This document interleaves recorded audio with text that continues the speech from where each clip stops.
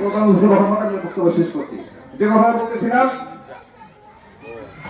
আপনার একটা দেশ পরিচালনা রাষ্ট্রীয়ভাবে যদি প্রেসক্রিপশন কোনো দেশের থেকে আসে, সেই দেশের ইন্ডিপেন্ডেন্টলি বলতে কোনো কিছু থাকে ভাই, থাকে স্বাধীনতা বলতে কিছু থাকে।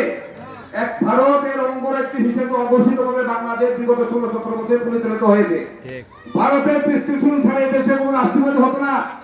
ভারতের প্রেসক্রিপশন এই দেশে কোনো মন্ত্রী হয় না, সেনা প্রধান হয় না, প্রধান বিচারপতি হয় না। আমরা কেন স্বাধীন ছিলাম রে ভাই?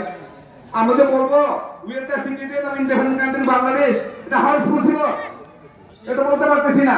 হোয়ারে we have to sacrifice many little city great deal of blood. আমরা প্রচুর রক্তের বিনিময়ে এটা স্বাধীন করেছি, এটা আমরা করতে পারিনি। তাই বলবো 5ই আগস্টে রিয়াল স্বাধীনতা আমরা ভোগ করতেছি। যে স্বাধীনতা যুদ্ধে আজকে আমরা নূতন করে মনে এখন দেশ আমাদের নিজস্ব গতি। তাই হোক, আমার বক্তব্য শর্ট করছি। এখন আমি একটা কথা